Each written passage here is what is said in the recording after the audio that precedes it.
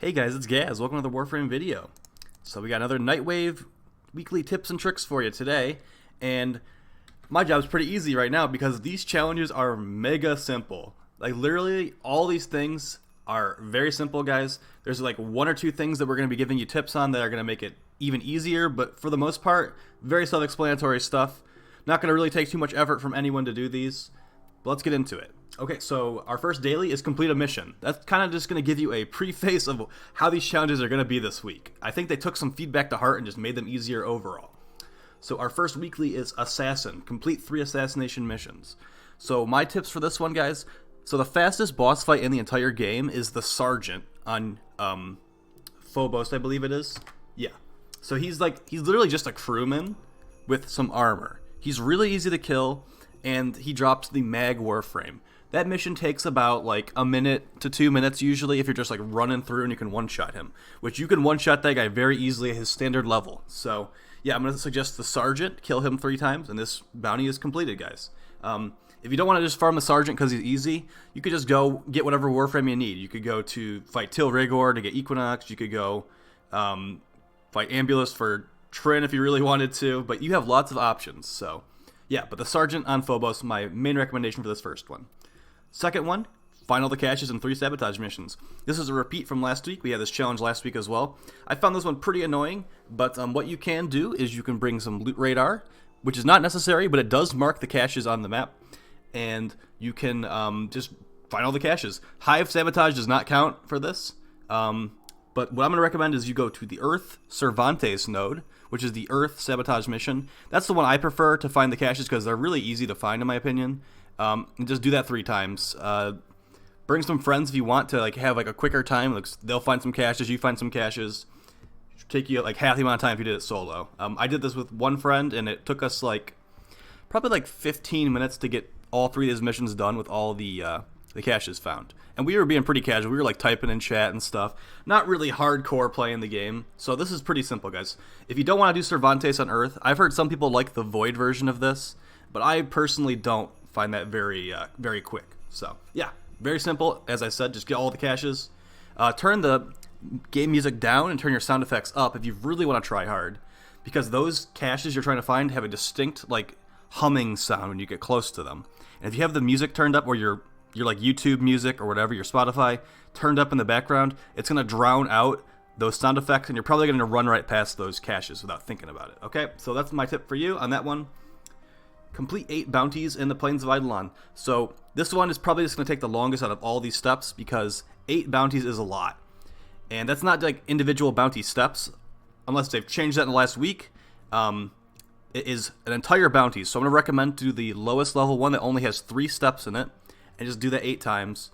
That's all you can really do, guys. I'm sorry, it's going to take a while. There apparently was something going on with the Profit Taker bounties. They were counting the Fortuna bounties, but that's not the case here. You can't really like speedrun an Eidolon bounty. I mean, maybe, I haven't tested out if you can do an Eidolon bounty for this yet. I might try that out later today, and I'll throw that in the description if it works. So yeah, just do the lowest level bounty and try your luck at that. Alright, kill 500 enemies. So yeah, this is probably the hardest challenge in the game to explain to you guys, but yeah, I know it's like you need to kill more than 499 enemies. And yeah, it's really, really hard, guys. This one might take some people some time, but just keep going at it. You'll get it eventually, and don't worry about it. In all seriousness, guys, this kill 500 enemies thing, I'm going to recommend that you just do this Elite Weekly, which is complete 3 rounds of Elite Sanctuary Onslaught. You'll probably kill those 500 enemies in that. So you can get this done in one mission just by doing the Elite Weekly, which is to do 3 waves of Elite Sanctuary Onslaught. So we'll get to that in a second. But obviously, extremely simple, and yeah, you know how it goes. You kill enemies in this game. It's called Warframe. It's not called Peace Frame. All right, complete 3 spy missions. So notice the wording here. It doesn't say you need to get all the spy vaults. So you can be very lazy in these spy vaults, guys, and just get like 1 or 2 of the vaults and just like fail the 3rd one on purpose, just to like find the exit without even doing the 3rd vault. But alternatively, if you would like to get the Ivara Warframe, who's one of the best Warframes in the game, you do need to get all 3 of the spy vaults for getting her parts to drop from spy missions. But if you don't really care about Ivara, or you already have Ivara, just go do 1 or 2 vaults in these 5 missions and then just run to the end after you fail the 3rd one on purpose. And you'll save probably like 20 seconds.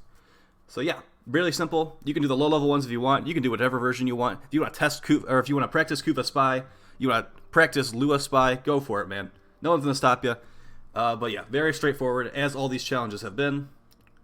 Complete 3 mobile defense missions. So for this one, I'm actually going to recommend that you do a double duty on this one. So since mobile defense missions take a very long time normally, and one of the other challenges today is to do 4 Lua Halls of Ascension, I'm going to recommend that you do these 3 mobile defense missions on Lua. So do 3 Lua mobile defense missions, and then have some of your teammates go do the Lua challenges while one person is defending the mobile defense objective, and you can just do double duty.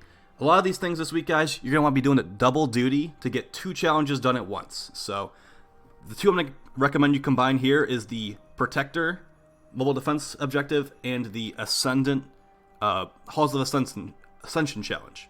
If you do both of those at the same time, it's going to save you a lot overall. Because if you just go and do like a specific mission to do these mobile defenses, it's going to be a big waste of time in my opinion.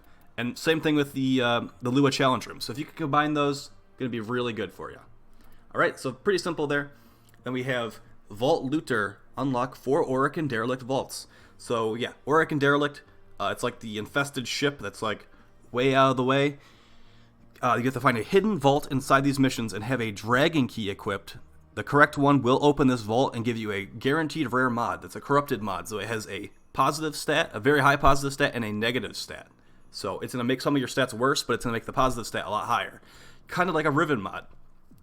So yeah, I'm going to recommend that you get a team from Recruiting Chat. Each person in the squad has one of the keys equipped, but if you don't want to do that, you can actually do this solo and equip all 4 of the dragon keys on a single player, you. So if you're doing it solo, you can play like Rhino, Nezha. If you have a highly upgraded operator, that's really good too. That's what I normally do, is I use my operator for these missions solo.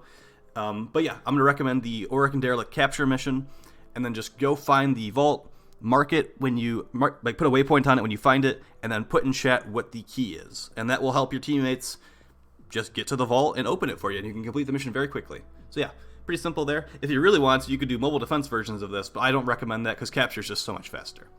Alright, and then as we were saying earlier, Halls of Ascension on Lua. So these are the challenge rooms on Lua that give you the drift mods. And we do actually have a tip for you today, guys, on this one. I've been told this quite a few times. I cannot confirm it for myself, but if you see this room on Lua, so the one with all like the pipes in it, this is the Agility Drift Challenge. So the thing here is that once you complete this Agility Drift Challenge, a portal opens at the top of the room.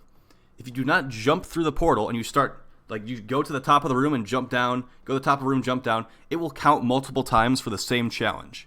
So I don't know why it does that, but apparently it does that. I've been told by a lot of people that that's what they did. They didn't even need to do the challenge multiple times. They went to the top, did not jump through the portal, jumped like right before the portal and fell down on purpose, and then jumped right before the portal again, did it 4 times in a row, 3 times in a row, whatever, and the entire challenge done in this singular room. So be on the lookout for this one. I actually really don't like this Agility Drift Challenge, but if you can just do it once and get 4 credit for 4, whatever. So yeah, keep an eye out for that. If you don't want to do the cheese method that I just described, you can just do the normal Lua challenges and get some drift mods for your efforts. And those drift mods are very useful, so I'm going to recommend that you do these. Yeah, another pretty easy weekly. I'm going to put a link in the description for the wiki page for these Ascension challenges, because you need to do very particular things on the Lua tile set after you found the specific room. And it's a lot to go over in one video, so I'm going to just put a link there for you guys. Alright, and then we have Elite Test Subject. Complete 3 rounds of Elite Sanctuary Onslaught. So the way you get this one is you get the new Strange quest completed, then you go talk to the big orange guy in the relay, Cephalon Samaris, and you say, I want to do Elite Sanctuary Onslaught. After you've asked him to do it one time, you will actually have it in your ship. Like, you can launch it from your ship after that, and it's a really good place to level weapons. You do need a level 30 Warframe to participate in this mission, but if you do this fast enough, guys, and you have like a Saren in your squad and stuff, you can get your weapons maxed out in like 1 or 2 waves, which takes about like 5 to 6 minutes. Like it's really fast. This is how I've leveled all my kit guns, like the 6 Formas on them and stuff. Really good place. Definitely get access to this mission, and then just complete 3 rounds, and you'll get this challenge done. Really simple. And then our last Elite Weekly. This is just showing how much they've toned down these weeklies, guys. complete 10 nightmare missions of any type. So a nightmare mission, I'm going to quickly show you right here what a nightmare mission is. So for example, I am going to go to Mercury, the first planet, or one of the first planets. See this icon right here? It says nightmare. So this means that this mission has modifiers. See, it says timed mode, low gravity mode. The reason I have access to this specific red mission is I have completed every mission on the planet, and then after I've completed every mission on the planet at least once, I get access to these nightmare missions once every 8 hours on this planet. So I can do this mission, I complete it, it's taken off the map, and then 8 hours later, one of these missions will randomly become a nightmare mission. And that's for every planet. So if you complete every mission in the game, you get access to a nightmare mission on every planet. See, I have one on Venus here. And if I just keep going around the solar system, I have one on basically every planet. See, it's a nightmare Vahek. Don't do that. It's actually not that bad since he's only level 35, but still, Vahek's not fun. And yeah, guys, just clear out an entire planet, and then you get access to these. They give you a guaranteed rare mod, and it's a nightmare mod, so it has 2 positive stats, which can be pretty good in some situations. So yeah, really easy stuff here as long as you have access to these missions. If you don't have access to these missions, you should unlock them because that's a good way to get platinum, guys, to sell to other players, sell these mods. So yeah, that's going to be basically it today, guys. I'm going to go over the Wolf Cred offerings really quickly. Sorry I forgot that in the last video. So here's what we have this week. We have the Vauban stuff, which is always going to be here. We have the Catalyst and Reactors. I personally prefer Catalysts over Reactors just because there's more weapons than frames, and they make weapons faster than frames most of the time. So yeah, that's what I'm going to recommend out of these two if you have limited Wolf Creds. And as far as cosmetics are concerned, we have the Bathory helmet, which I do definitely like on Garuda. We have the Chlora helmet, which I used to use on Saren. Now that I have Tenogen skins for Saren, I don't really use this anymore, but it does look really cool. Kind of like a bounty hunter. That's kind of like the vibe I get from it. Like some evil bounty hunter kind of thing for Saren. What else do we have? We have the... okay, this is a good helmet for Ivara. I like this one a lot. It's like... it reminds me of Raiden from Mortal Kombat. Also, MK11 hype. So I use this one all the time. Definitely recommend this one. And then what else do we have? We have the Haro helmet. I use this on Haro. Actually, no, I don't. I don't use this anymore because I have the Tenogen skin for Haro. But still, a good helmet for Haro. It gives him like vampire fangs, kind of. And then Nova Flux, nice helmet. This Mirage helmet I use all the time. This is a good Mirage helmet. Definitely recommend the Harlequin helmet for Mirage. Bastet helmet for Valkyr. This is good. Essential for Pikachu cosplay if you're about to do that. Yeah, so really good one. Mesa Longhorn. I also like this one, but I don't use it anymore now that I have Mesa Prime. So, yeah. And then as far as aura mods are concerned, guys, most important aura mod in the entire game, Corrosive Projection. Make sure you get one of these if you don't have it already. You can thank me later because this makes a huge difference when you're fighting armored enemies. Like a huge difference. If you have this and your teammates also have this, it makes the enemies like really easy to kill compared to if you didn't have it equipped. So definitely make sure you get this. Most important thing in this entire reward pool right now. And then as far as these other ones are concerned, EMP Aura does basically nothing as far as I'm concerned. Loot Detector is very good for hunting loot with Limbo or whatever frame you choose to do that with in your Syndicate missions. And then Speed Holster. Speed Holster is good, but it doesn't really have as universal of usefulness compared to Corrosive Projection. But it is nice. It does make you holster things a lot faster, so that's nice. And as far as these blueprints for weapons are concerned, I consider these mastery fodder, the normal glaive and the plasma sword. But they are mastery, as I said, so yeah. Maybe give them a shot if you have some wolf creds sitting around. Got 50 creds for the plasma sword and then 50 for the glaive. Okay. And then we got the Marelock. I should buy this Marelock skin. I really like the Marelock. I'll buy that later. And we have the Gridlock Desert Camo skin and the Atarax Desert Camo skin, which I didn't buy any of last week. Alright, so yeah, guys, thanks for checking out the video.